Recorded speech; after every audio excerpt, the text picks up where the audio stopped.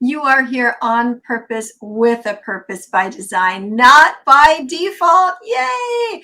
I am Dr. Pamela Hinkle, and I am so excited to share some powerful women with you tonight who have some amazing stories. And I'll tell you what, these women are speakers. And as Mr. Les Brown always says, speakers speak. So I hope you have your notebook and you have your pen like I do, because they are going to be dropping some gold nuggets tonight.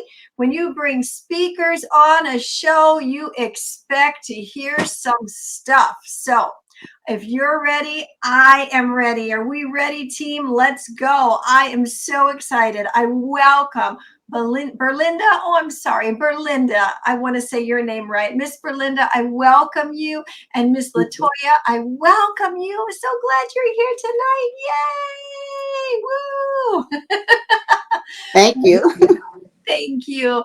And I want to give each of you a chance to introduce yourself and tell us all about you. So, Berlinda, why don't you start us off and tell us, who are you?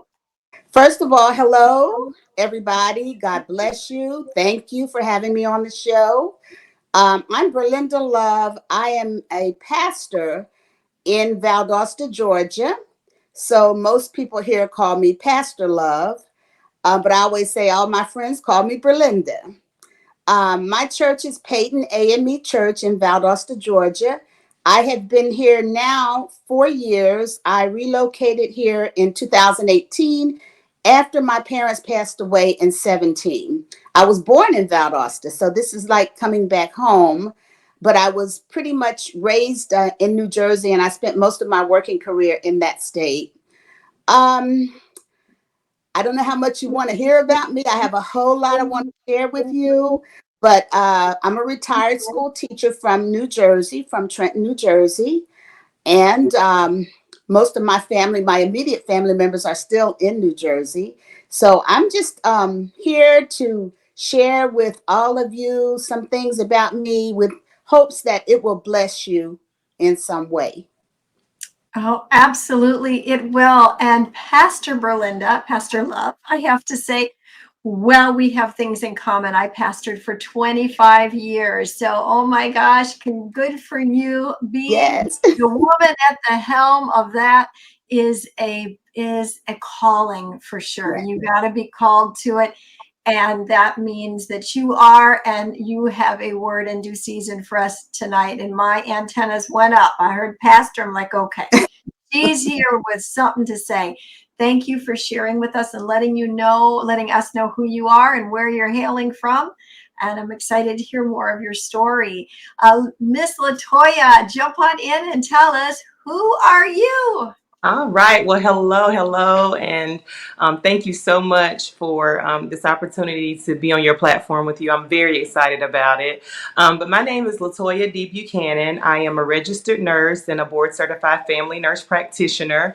I've been practicing nursing for the past 12 years. My specialty has been pediatrics. So for the COVID crisis, I ended up moving to Houston, Texas, but I originally reigned from North Carolina. So I am a Carolina girl at heart.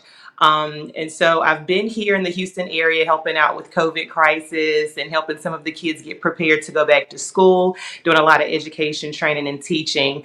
But in working with children, I have always had to work with the families as well. So I find myself not only nursing the children, but nursing the mothers, the fathers, the grandparents, whoever is in their life, as they're guarding or raising them. But so I've been enjoying nursing throughout the past 12 years. I've also done some mission work in Peru.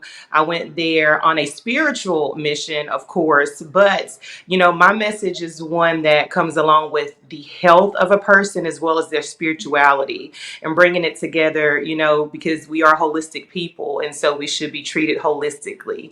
So that is a very firm belief of mine. I am a single mother, and I say that proudly, of three beautiful children.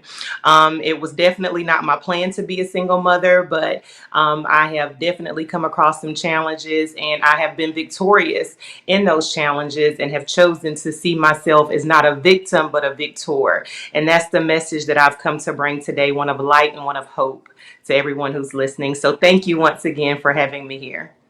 Oh my gosh. Wow. Well, first of all, Miss Latoya, thank you for your service to the country, to the surroundings of Houston, to be a frontliner during the COVID season.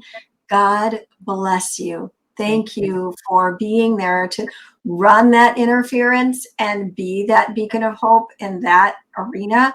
My family and I went through COVID twice. And so we know what it is like, and so grateful for the people that were there in the medical community to help us and to take care of us. Where would we be without you? Thank you for being brave and for having a servant's heart. And yes, I can see that you have quite a story just serving through the COVID crisis alone, but as a single parent, the moving that you've had to do, the schooling that you've undertaken, I am sure we are going to hear a lot from you tonight. I'm really excited that you're here. And you both, you ladies, take your liberty and share as you feel led to. So let's just continue on in this flow, Latoya, since I'm speaking with you. You're a speaker. And as I already said, Mr. Brown says speakers speak. So tell us a little bit of your backstory, the journey that brought you into the place where you are now considering yourself a speaker, and you're out doing podcasts and speaking at different events. How did that evolve?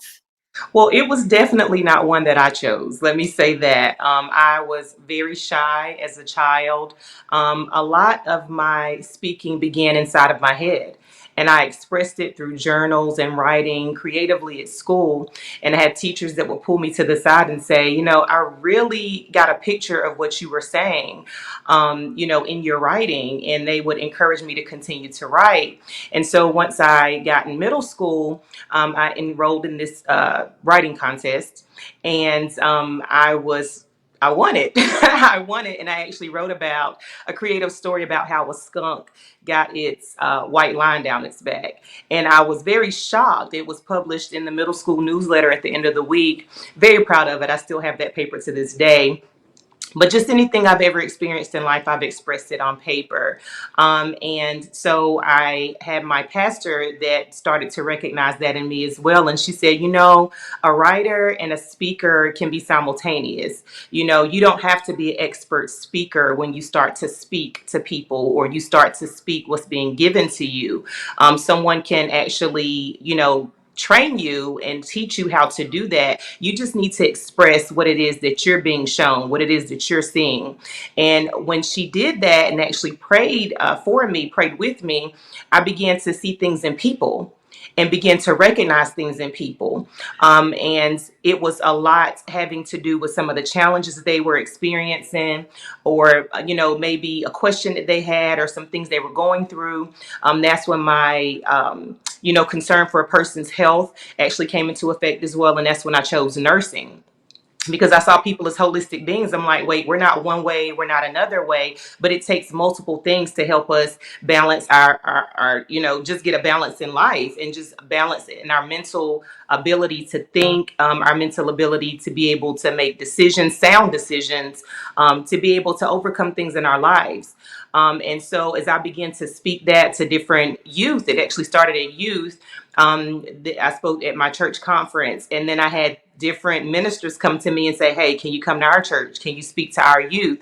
And that's when I began to see, wow, I really have a heart for this, because I'm actually helping people, and they would come to me afterwards with tears, or they would reach out to me on social media, or they would get my email address and let me know, hey, when you said this to me, it really resonated with me. And I was able to go home and make some changes in my life. And I want to let you know the results of that. And they have always been positive. I've had people to reach out to me that may be having some issues implementing the tools that I'm speaking about, and I can actually coach them through that as well. So that's how that all kind of began for me. And once I started, doing nursing, then I would have my professors come to me, and they wanted me to speak at alumni balls and nursing association meetings advocating for disadvantaged nursing students to get more funding to the school. And so it started developing from there as well.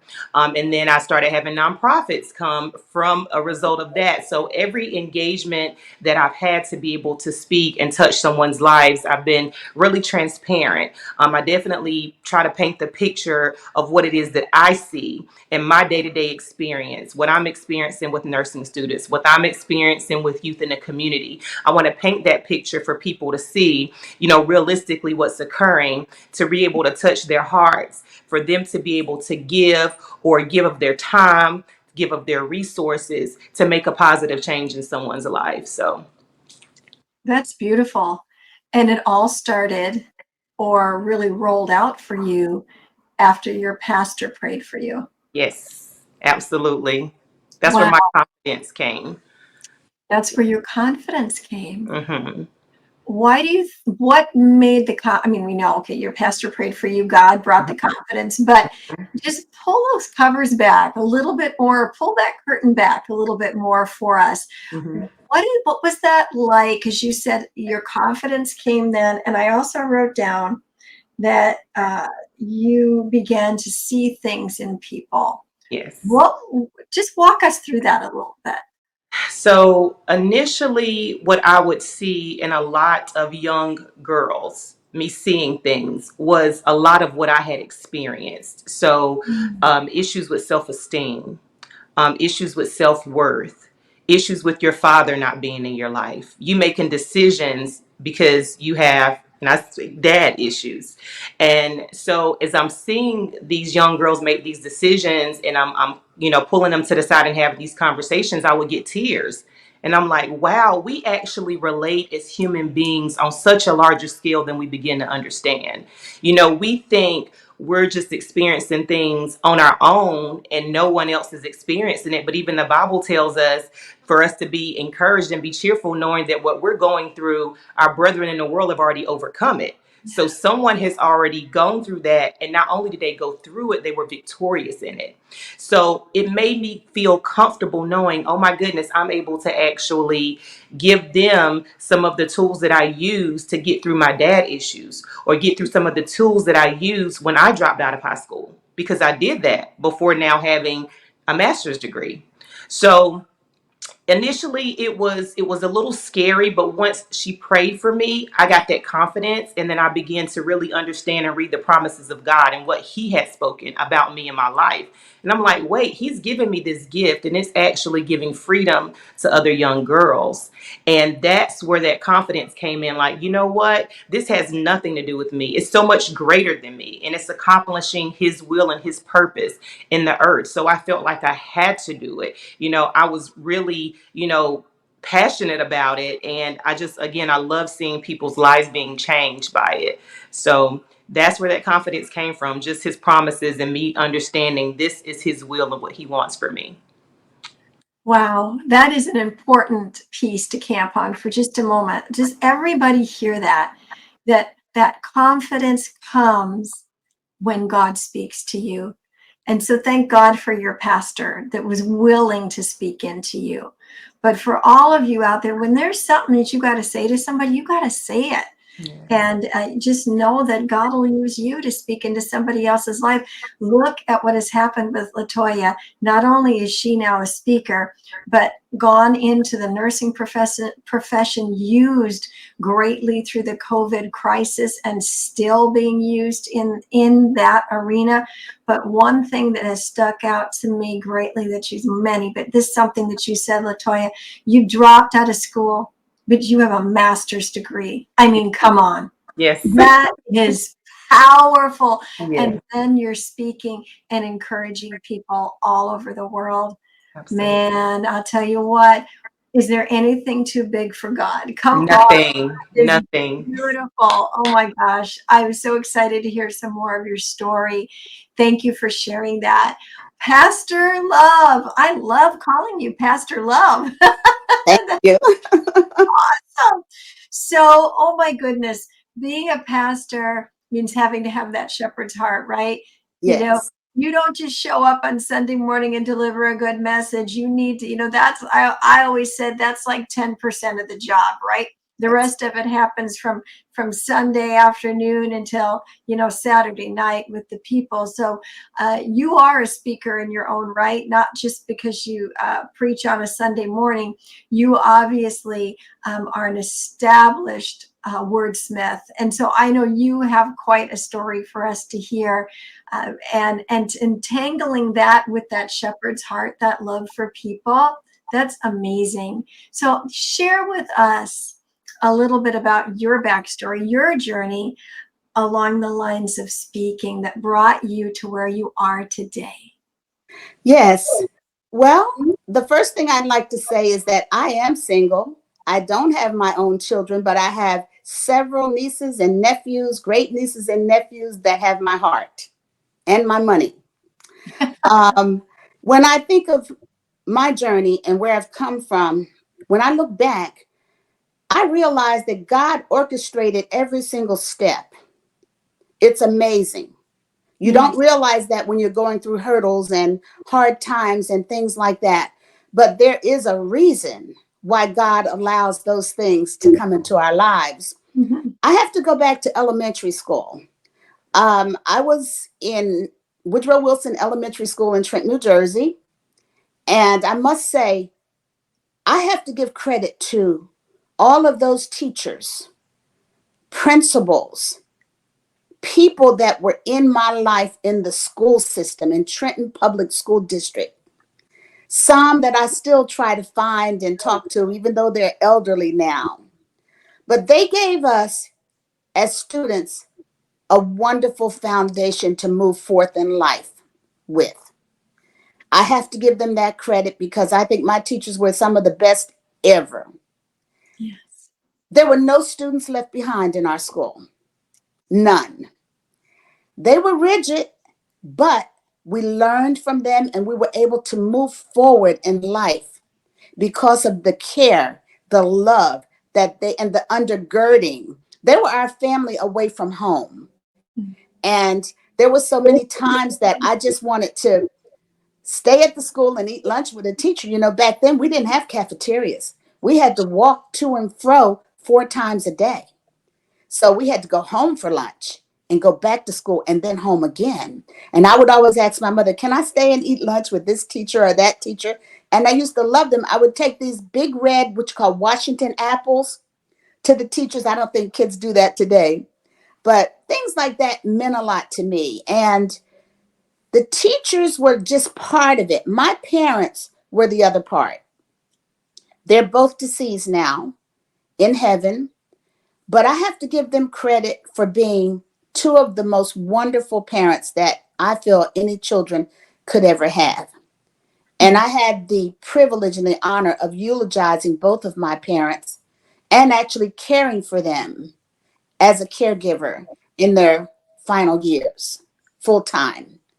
So when I think of them and how they were both teachers, they were both educators, they retired together the same year in 1994, and then they lived life to the fullest until they passed away. My church life started in a little church. Our first home was in East Trenton in a row house. And it's an urban area. And there was a little church that you could almost see from our house, and it was the Church of God in Christ, Holy Cross Church of God in Christ. Now, my mother worked nights for 17 years at the Trenton Psychiatric Hospital. They call that graveyard shift. My father went to the AME church. My mother was Baptist, but she would let us go to Sunday school there because she could actually see the church from the house. And that church gave me my background, I would say. From that church, a neighbor decided to take us to her church, El Bethel Baptist Church in Trenton, New Jersey. That's where I really started to work in the church. Our church was located in the middle of several schools: Trenton Central High School, Junior High School number 4, and several elementary schools. So all of those children came to our church. And it was there that I was baptized at an early age. And the pastor has been deceased for several years now, Reverend John A. Gaines, a wonderful, wonderful man, and his wife, Mother Dorothy Gaines. They're both in heaven. But I remember teaching Sunday school. That was my first job in the church. The junior class, maybe some 50 students. And I'm not kidding when I say that. We had so many. We had a mass choir that I sang in. And I stayed there until I went to college. My parents had then moved to the township. They had left the inner city, bought a home in Ewing Township, and I went to Ewing High School instead of Trenton High School. I didn't like that so much. That was not a good time for me. I had to adjust because all of my friends went to Trenton Central High School, and my parents moved, and therefore I had to leave my friends and all the people I had grown up with from elementary school, and I didn't really like it the first year. I don't think I did my best. I won't say that I rebelled, but it was sort of a rebellion in a sense when you think about it. But I soon fell into line, and Ewing High School wasn't bad at all. But my parents still allowed us to go to El Bethel. There was a deacon, Deacon Green, that would pick us up on the van, and he lived around the corner from us. And my sister and I would go to El Bethel. We would stay for morning worship.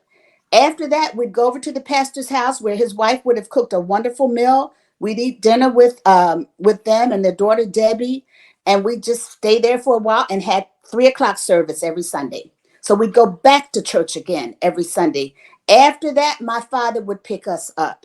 And when I finished high school, I changed. You know, when I finished college, I should say, when you go to college, you come back thinking that, well, you need something a little more.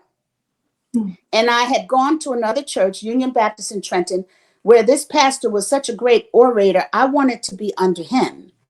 And I would actually go home and I would pretend that I was preaching like him in front of the mirror. Nobody saw that but me, by the way. And I stayed there over 20 years at that church. That church is where I, again, taught Sunday school, the junior class. The pastor came in and said, I'm going to promote you. This was after a few years. I want to promote you to the adult class upstairs. I need you to go and start the adult Sunday school class. And I didn't know what to do because I said, the adults, they know more than me. How can I do that? You know, it was at that church that I became the first director of Christian education. I made my jobs there. Most of the members were seniors. They were in their elderly years. And the deacons and deaconesses, I was friends with all of them. I loved the older people. And so when I got ready to preach, I just sort of walked up in the pulpit and did it. The first in my community, the first woman to go into a traditionally Black church and stand up at the pulpit. But it was at that church that something else happened. I applied to Princeton Theological Seminary from that church. Little did I think that I was going to be accepted. But 3 months later, after I applied, I was accepted. And I had a hard time getting ordained because, you know, back in that time, a lot of men didn't really think women should be ordained. But there was a miracle that happened. I met someone, a pastor, at a Boys and Girls Club banquet that was being held at my church. We had a very large Boys and Girls Club. And he came to our church for that banquet. And after that, he invited me to come to his church and talk to his pastor because I needed somewhere to do what they call field education. 2 years of training under a pastor. I had done one in a non-African American church in Morristown, New Jersey, and that I wanted to see a contrast and do one in an African American church.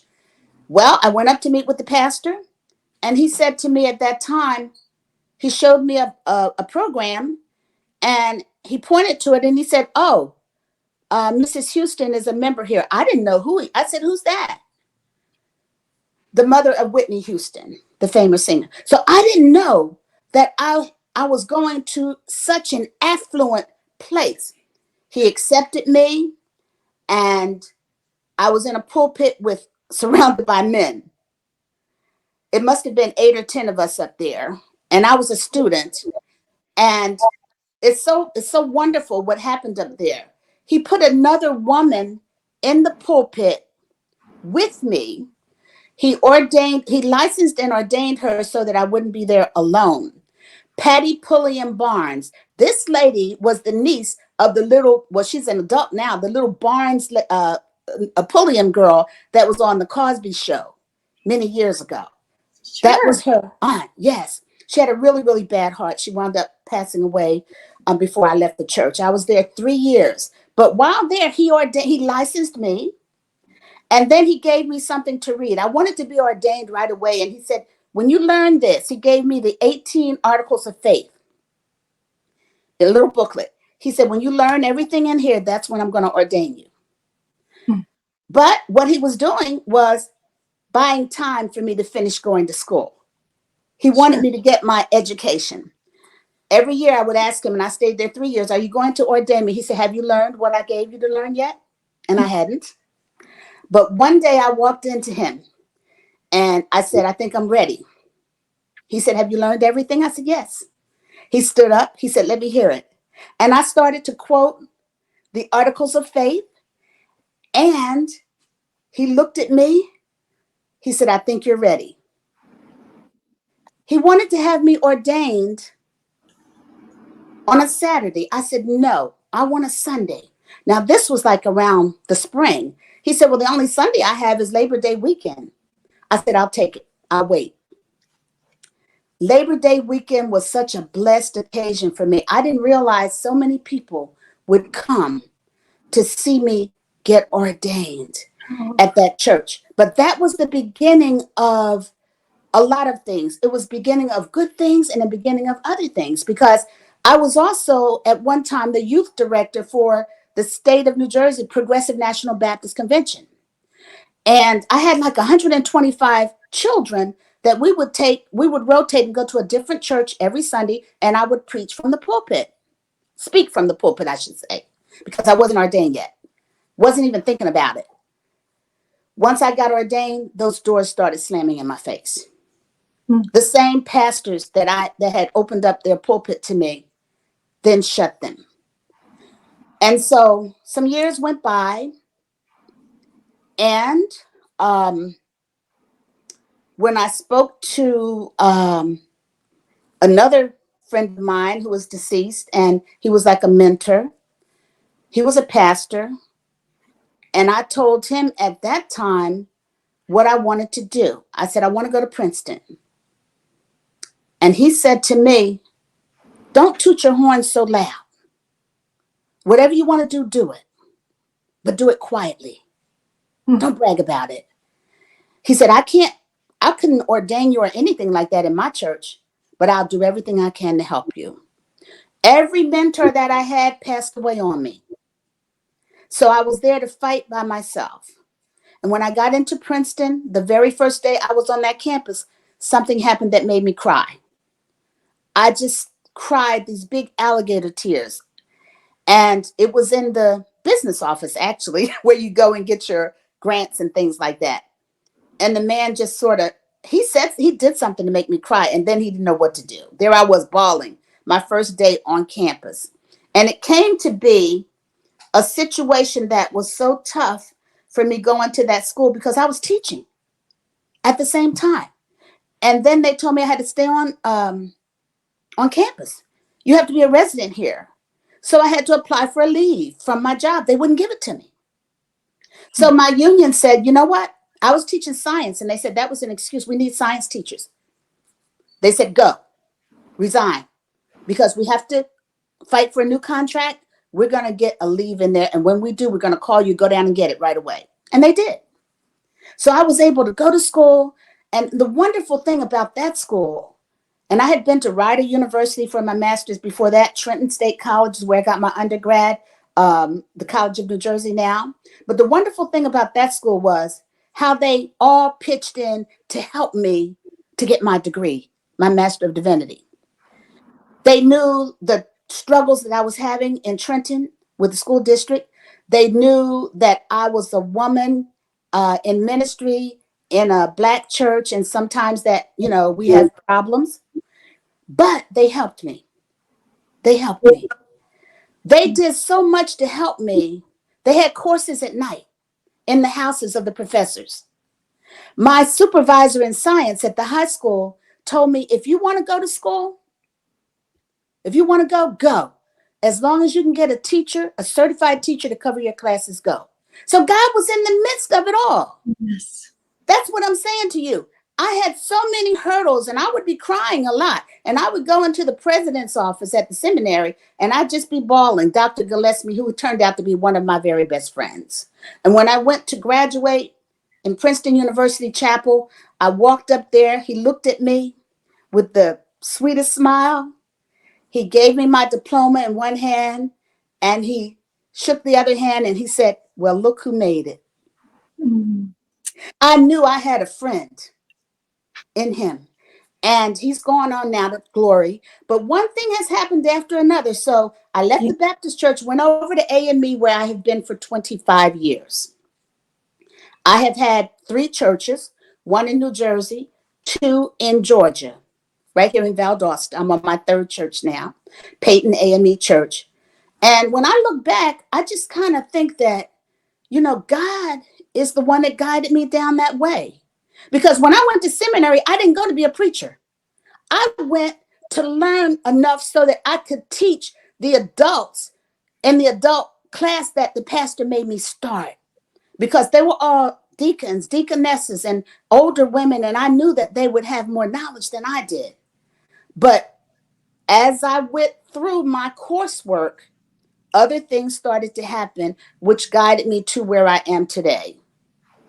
It's been a wonderful blessing. It's so much. I just wish I could tell you everything, but God was the one that orchestrated it, and I've had some rough times.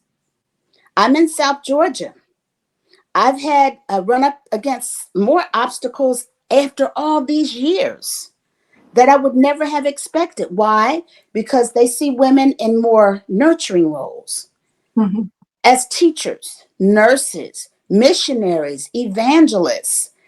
Degrees don't matter to them. That's how women are traditionally viewed in the church. But one thing I must say, the AME Church has women pastors everywhere. We have several right here in my city. So that has been my journey. My parents I moved out of my apartment and moved in to help my mother care for my father, after which she had a stroke. And I wound up staying there with them for several years until they passed away. And I buried them both in 2017, 1 month apart. After that, I relocated back here. But taking care of my parents, I will say that is the epitome of my life. That was the thing that I cherish most, more than anything else, because God placed me there as their angel. I realized that every time something happened to one of them, I was always there, every single time. So I am so thankful for this opportunity to tell you a little bit about my journey. I thank you so much. Oh my gosh, what a beautiful story, Pastor. I mean, I'm just so touched, moved to tears. Your heart is so beautiful. And I just want to circle back to a couple of things. And first of all, everybody listening and watching, Pastor is demonstrating what a shepherd's heart should be. Come on, the love that she has had, all starting telling us about the love for her teachers. And I wrote down this note, Pastor, you said that no student was left behind. Yeah. Can you talk about that just a little bit for us? We know what that means, but can you expound on what that meant at that time and what it meant to those students? Let me just say this. Our teachers were the type of teachers that made us learn. There was no such thing as you don't want to learn. It wasn't going to happen there. Mm-hmm. For homework at night, we were told to spend a half an hour studying for every subject. Wow. And because the teachers told us to do it, we did it. I would come home from school, I would do my homework right away and eat dinner. And if there was any time left outside to play, my parents would let us play out there just right in front of the porch. I mean, we couldn't run all over the neighborhood, but right in front of the porch. They were very strict, but they loved us. And the teachers, I remember all of them right now, just like it was yesterday. Some of the teachers would, every week, they'd walk us to the little library on the corner from the school, just a little building. And when I go back to Trenton now, I always ride past those buildings and remember them. We would go in a line every week to the library. And then they had something, it was a bus, a reading bus that would come to the school. And you could go on there and buy little books and things like that. Education was everywhere. There were some things that happened while I was at Woodrow Wilson School, and I stayed there through sixth grade. Things like when President Kennedy was assassinated, we didn't really know much about him, but I saw all my teachers crying, and they were just crying. I remember going to gym, and my fourth grade teacher was also teaching gym, and Mrs. Reed, and everybody was crying, and we just didn't know what was going on until we got home and we saw everything on the TV. But I will say this, our teachers were strict. They would come to your house. I am telling you the truth. They knew our parents. My parents were kind of revered by the principals because they really loved my parents. My parents, even though they were busy, they made time for school, for PTAs and things like that. But they would, if they had a problem with you, they would knock on your door and come into the house and talk right in front of your parents. They don't do that today. But they were the kind of people that they really loved us, and that made you want to learn. You know, when you go into a room, and another thing, we were not all on the same reading level. They had something called SRA, reading system, and it was a big box, and it had cards that would, the reading level would increase with each number, and you would work your way through the system. So every child learned to read. We had those Dick and Jane books, of course, but every child learned to read at his or her own pace. Sure. And even if we had handicapped students, they were not left behind. We had parents that would go to every board meeting if they had a handicapped child to make sure their child got what they needed in the school. We loved our teachers so much, we would walk them to the bus stop if they didn't have a car after school. Every day I remember walking Mrs. Reed to the bus stop. And we had some that were pretty tough, and we learned how to play instruments. We loved music. I learned how to play what's called an auto harp. It's sort of like a guitar that's flat. Yeah. And our teacher, Juanita Williams, taught us how to play an auto harp. I haven't seen one since I left there. And she also wrote the song for the tercentenary celebration for the state of New Jersey called the Tercentenary Year. And she taught us how to sing that.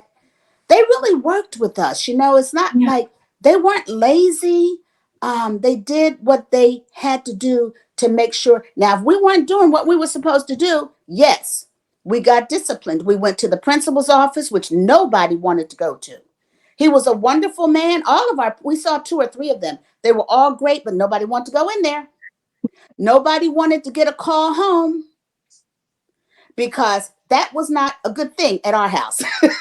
Right. to get a call home. So they were like, they were behind us every step of the way. They watched us. They made sure that we did what we were supposed to do. And we actually loved going to school. Now, my parents weren't rich.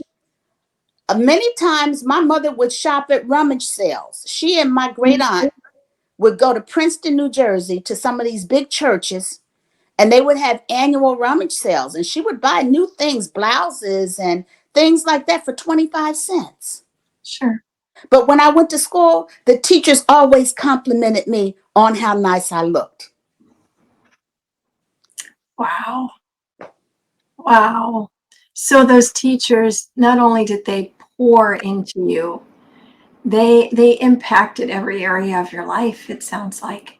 Everything. I still have a lot of the certificates that we got for penmanship and for the choir and for glee clubs. They called it glee club and piano music lessons. I still have all my certificates. Oh man, that is so powerful, Pastor.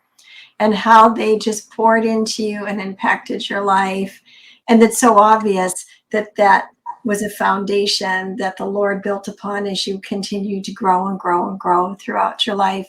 Okay, so the question I know, Pastor, everybody is thinking right now is, what was it like to be in church with Whitney Houston's mom? You got to tell us about that. Phenomenal. Sissy Houston. I remember eating together with her at somebody's house. Not only was it Whitney Houston, I didn't know what I walked into there. Dionne Warwick's mother made one of the best, we call them blackberry doobies down here. Mm-hmm. Hot and sizzling. I was at somebody's house and she happened to come in with that. Wow. They had President's Day there when President Clinton, they shut down the whole city. He came for President's Day. The Winans were always there. It was a marvelous place. And there I was sitting in the pulpit in a place like that for 3 years. And it was simply marvelous. You know, Mrs. Houston was such a wonderful person. And on her tag, she had, I guess she called her daughter Nippy. She had Nippy 2 on her Mercedes on the tag. Oh. When I first went there, her brother, who was a drinker, was the organist. I mean, he played this majestic organ. And her sister, Ann Moss, had a choir. She was a minister of music. And Mrs. Houston was a minister of music. She had her choir. She always tried to get me to sing in it because I sing soprano. She heard me singing one day. She said, I need you in the choir. Wow. Gosh. But it was a blessing. It really was to have been there. The pastor's wife was she's simply a beautiful woman. And while I was there, her cancer came back on her, which was very sad. And she wound up passing away. And I remember being in the audience because they had 2 funerals for her. And the pastor then, Pastor Charles Everett Thomas, sent someone out in the audience to bring me up to the pulpit to read scripture at his wife's funeral. Wow. And there would be times when he would come to me, you know, I'd go in the office and he'd say, here's $100. Mrs. Thomas and I know your struggle at school. We just want to help you out. And there was the time that, I'm going to tell you, these are miracles. I was driving this 4-door, I think it was a Plymouth car, and it cut off on me. I got off on exit 15 on the turnpike, and it just cut off on me about a block away from the school, from the church, New Hope Baptist. And all these people in Newark, one man was in a high rise. He saw me break down. He had his children in the car. He came and stopped to help me. Other people would stop. One lady gave me several bottles of water. One lady went to make a call, and I asked her to call the church and tell them that I couldn't get there. Well, to make a long story short, one man said he'd fix my car if he had to go all the way across town. There's only one place open on a Saturday, he said. And I said, well, I've got $20, and that's all I had. I gave that to him. He went and got whatever he thought was wrong, put it on the car. It got me to church. When I got to church, someone came up to me and said, the pastor asked me to tell you to send your keys. I sent my keys. Now, mind you, there was looked like a factory building across from the church with a big locked gate down. I never saw it open. Apparently, he knew the man who had retired from that shop. He was an auto repairman, an older man. They fixed my car and charged me $25, which the pastor paid for me. I never had another problem driving that car. It was an hour and 10 minutes from my house. Oh my gosh. Pastor, your life is just so full of all these amazing stories. And I want to thank you for being a pioneer for women in ministry, because as being a woman in ministry myself, I understand the struggles that I went through, similar in some ways of what you have shared, of just fighting for that position you know that you're called to, but that the community wants to say you can't have because Right. you're female. And you really plowed through as you've shared your story with us. And I just want to honor that and thank you for being that pioneer and for not quitting, because you chose to do that. You plowed the path and the way for myself and for others that are still coming today, and beyond, to be able to walk, to follow in our footsteps, to follow in your footsteps. And so Mhm. thank you for not quitting. Thank you for pushing through, and thank you for sharing your story tonight with us. And there's still more that we want to hear, but I just want to honor you in this moment. Thank you. Thank you so much, Thank Pastor. You're amazing. Oh Thank my you. gosh. This is just, you ladies are so powerful. Miss Latoya, back to you. I have a question for you. I hear your passion, and your passion for the youth, and your passion for health, and to just, you know, get people aligned with that message. And so with that being said, what do you see yourself doing now as you step into, like, we're coming to the closing of 2022? Can you believe that we're already in like that last quarter? Where do you see God taking you with your message and your passion into 2023? What is your God intention with that? My God intention going into 2023 is to be able to let people know that they are not alone. And whatever their struggles are, you are not alone. There are people in the earth that has God-fearing hearts that are really willing to be a help to you, because we've already gone through it. We're still overcoming. We're still going through. And it's really helpful for people to know that they have partners with them, people who partner with you, people who can hold your hand, people who can guide you through darkness to the light. So that's my ultimate goal, is to be able to pass that message, whether that comes through writings, whether that comes through speaking, whether that comes through the parent I'm sitting next to at the PTA, Sure. being able to share that message. That's ultimately what I would like to give to the world. What it is that God has given to me, I would like to give it to the world. And you're open to where that would come. You said on the stages, in Very writing, open. Very, across the table. And so you are a writer.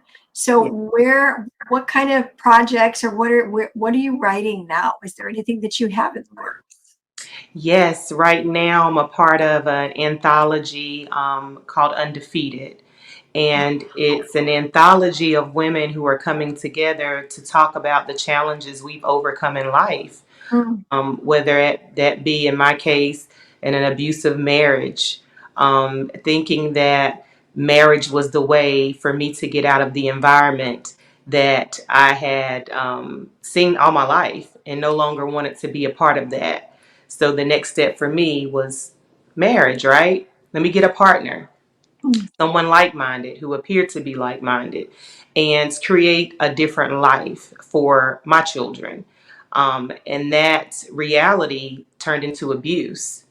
And so to be able to let people know that sometimes you think that you're walking into a better situation. And if it's something that you have not prayed about, if it's something that God has not given you guidance on, if it's an environment that's dark, if you're being put down, if emotionally you're being broken, if your thoughts about yourself become negative, if your thoughts about your world become negative, that is not of God. That is not an environment He has placed you in. And His ultimate goal for you is for your safety. And that's what I had to accept. So that's what I'm contributing to the anthology, is how to be able to transform your mind about yourself and to identify self-love as a way to love others. So the way that you love yourself is the reflection you will give to everyone else. So that's one of the something that I have in the works right now, along with every speaking engagement that I can make. Of course, always trying to take care of the children with any crisis that we have on in healthcare. But anytime someone is inviting me to their stage, I definitely like to know what their purpose is, what they're speaking to whomever their audience is, and having them to understand what my message is and what I would like to contribute. Now, I am not your traditional religious speaker. I don't have any theological degrees or anything like that. But again, when I'm speaking the reality. I'm speaking my perspective and what I see. And usually there are multiple people in the audience that definitely can agree with seeing the same thing. But the issue underlying is, okay, now what do we do about it? Right. What do we do about it? So I'm open to wherever it is that God has me. I'm very open. Oh my gosh. And it's so amazing because the doors you've just walked through one door and it opens. I mean, I have my notes down here where you started speaking in one place and then pretty soon you're speaking over here. And then there's nonprofits that want you and your boss that want, like, that's amazing. So the calling is calling. Yes. And you are walking right from one door into the next door, bringing this message. And that message of self-love is really needed. Well, it's needed everywhere, but to understand that God does want you to love yourself, but being certainly that's scriptural, but that message can get lost in translation Oh, yeah. when we're thinking about always putting others. You've heard that statement, joy, Jesus, others, yourself, and that is so true. But Mm-hmm. not in the way where we forget about taking care of us. Absolutely. And you touched on that. I'd like you to go a little bit further with that. Talk about self-love and self-care for a moment, because it is a big deal. Absolutely. Absolutely. I mean, in my reading, because my faith is Christian. So in my reading of the Bible, what I see with Jesus, even when he's teaching to the masses, he always had moments when he would take away for himself, Yes. And he would have that direct communication with God. He was taking care of his physical and spiritual body. Yes. And a lot of times we think, well, we're showing other people we love them by self-sacrifice all the time, because that's the only message we're interpreting from Jesus. But he led by example and showed us how to take care of ourselves. You have to have that time, your own prayer time, your own meditation time. And as a single mother of three, I can definitely tell you, I know it's not easy to try to schedule that time, but you have to get creative. For me, that time could be when I'm preparing in the morning, getting up a few more minutes early, or when I'm taking my personal time in the restroom. Sometimes it might not be anything I need to do in the restroom. I just go in there because nobody's going to bother me, right? Right. So that's my time that I'm utilizing to pray, to meditate, and to listen to my own thoughts. That became major for me, because when my thinking has been negative, my actions have become negative. But when my thinking have been of life, when I'm speaking God's promises over my life, I'm the head only and not the tail. I'm blessed in the city, I'm blessed in the field. When I begin to say those things, I can do all things through Christ who strengthens me. That's how, when I chose to leave the abusive marriage, I made the decision to get a master's degree, because I recognized what it would take to raise three children independently. Well, let me say interdependently, because I'm talking to God about it all the time. Yes. But in not even trying to consider, will I have someone else to help me? But what can I do with the strengths and the abilities and the talents that God has given to me, the knowledge, the gifts? What can I do? And I'm going to take my career, my calling, because nursing to me is a calling, I'm taking that a step further. And in me taking that a step further, and in me taking care of myself, recognizing what I need to do to take care of my household, now I'm helping others. Now I'm being compensated. And as I continue to help others, I continue to be compensated. And as I continue to see trends in healthcare and things that's going on with women, their mentality, their lack of self-love, mental health disorders throughout the COVID crisis, depression, anxiety, talking not just children, again, their families that's there. You know, mom and dad have lost their job due to COVID. Now the child is sick. They're all in the hospital. What can they do? I'm talking everyone through this, and I'm being compensated for that. So God has blessed me for that. And he has shown me, and you taking care of you, it helps you to connect more with other people. It helps you to be able to speak positive affirmations over them, my promises over them. They can now utilize those tools to begin to love themselves and be able to spread their light to and love other people. So that's where the self-love starts for me. And I'm really big on me doing things for myself. So whether it's just going to the nail salon and getting a manicure or a pedicure, if it's just a massage, it doesn't have to be once a week or once every 2 weeks, as frequently as your finances will afford you to. But understanding that if there is no you, you cannot help anyone else.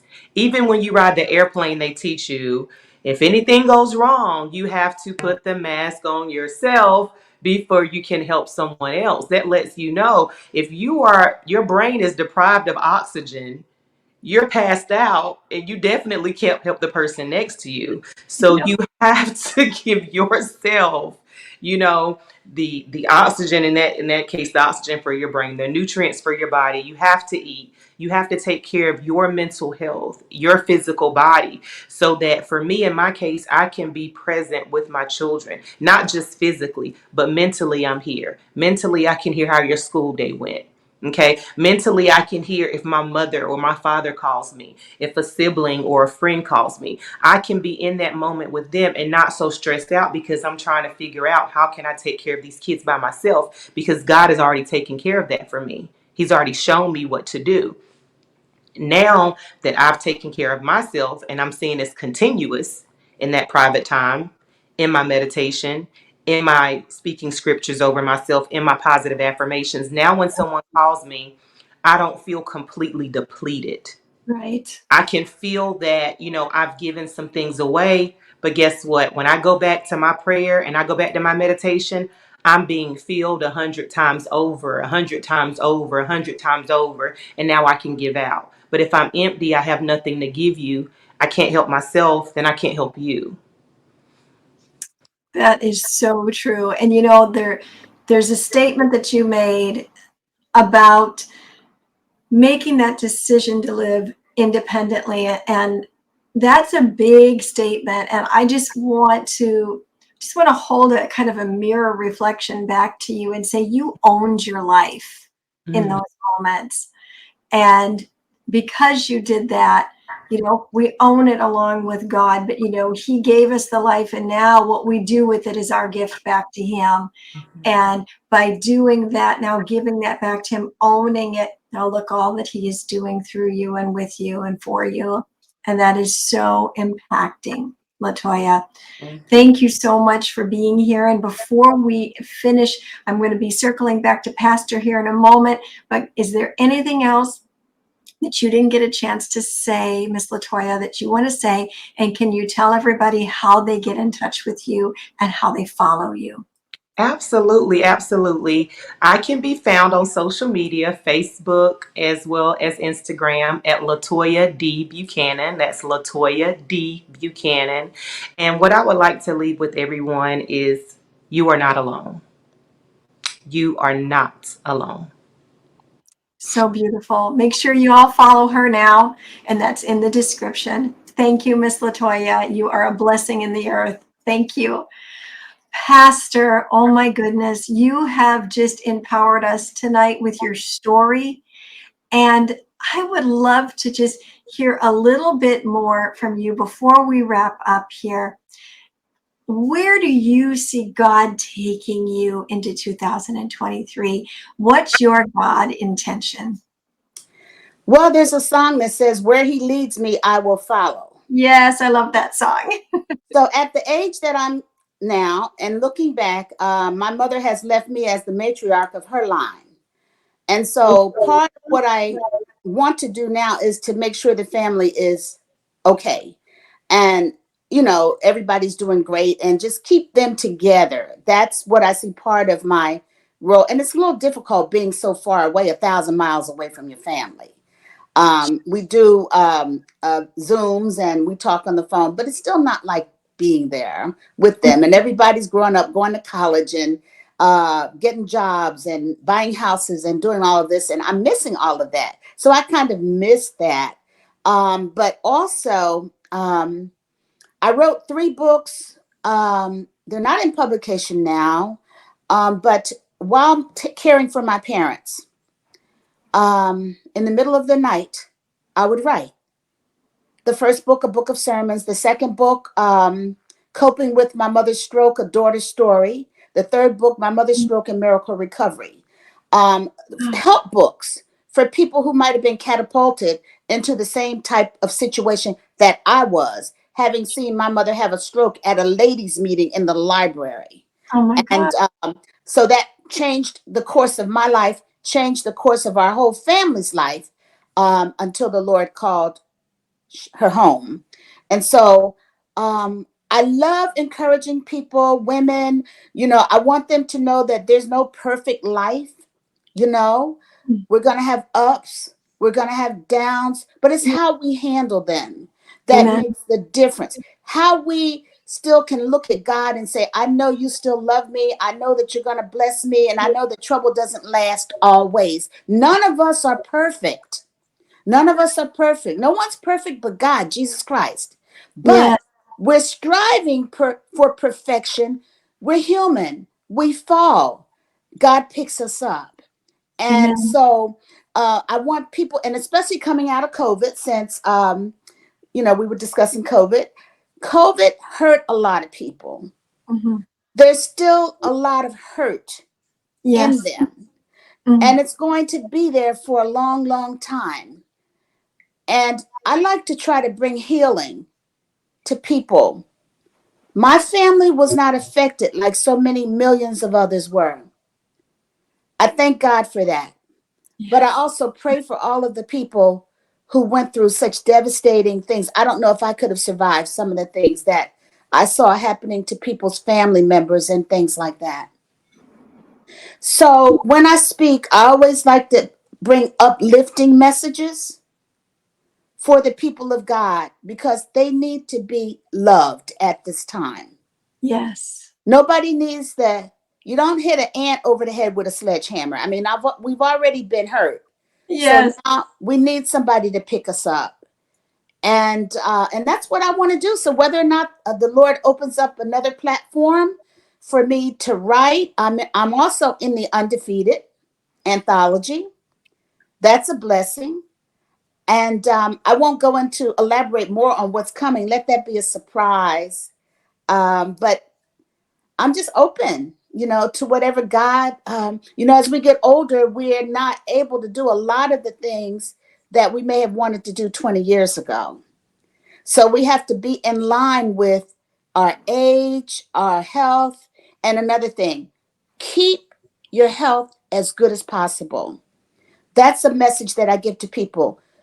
If you're in poor health, you cannot function properly. True. So that's what I'm doing now. I'm trying to be a lot more health conscious for myself. And I say that to other women, especially. So whatever God has in store for me. And also I'm on Facebook, Berlinda Love, Pastor Berlinda Love. I'm on LinkedIn.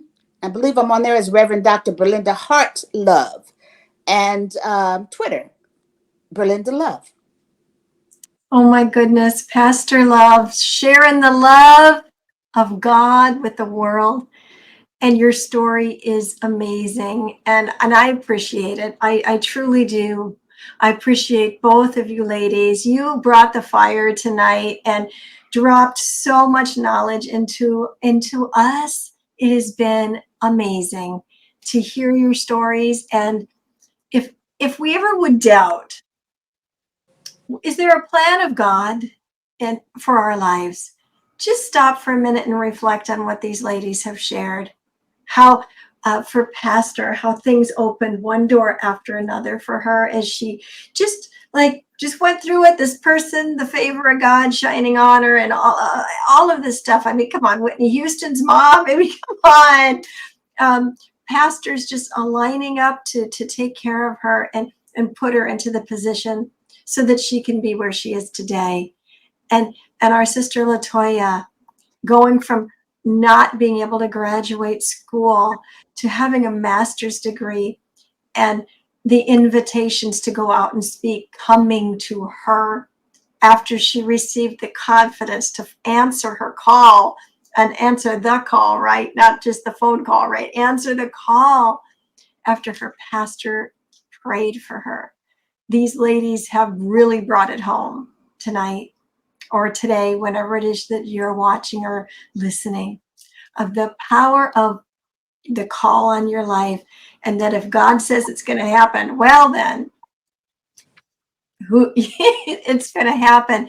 We just have to be obedient and walk it out. Yes. So ladies, I'm so grateful that you were here. Thank you for being transparent and sharing your stories tonight. You are very appreciated, and you're a blessing to the body of Christ and beyond. I applaud you both. Thank you for being here tonight. Thank you for having me. Thank you. Such an honor. And thank you to everybody who has tuned in. I'm asking you to do us a favor. Like and subscribe and share, because these stories need to go around the world. These are speakers. These are women empowering nations. This platform can get their story into the ears of somebody that needs to hear it, into the face, the eyes of somebody who needs to hear it or see it, excuse me. So would you do them a favor and like it and share it? There's somebody you know that needs to hear this message. You know who they are. Get this message to them. It's so easy. You can share it in an email. You can share it on social media. You can put it in a direct message. But let's take this message to the world. And what is that message? Well, it's that you're here on purpose, with a purpose, by design. You see that in my guests tonight. They're not here walking through life in default. Go on out there and be the salt and the light everywhere you go. We'll see you next time on Purpose by Design. Ascend Above the Crowd is the newest course by Pamela Hinkle. Ascend is a self-paced email course that will come directly to your inbox and will change your mindset and your life. Each week, you will receive lessons, resources, challenges, and journal writings that will help you discover your purpose by design. It's your time to ascend above the crowd. To learn more about Ascend, go to www.purposewithpamela.com/ascend. Pamela Hinkle is a mindset mentor, author, speaker, minister, and transformation coach. Her weekly podcast, international radio show, and television show are a lifeline that changes lives and inspires people to discover their individual potential through realizing their purpose by design. Pamela is a natural motivator and has shown many how to find their niche and transform their lives.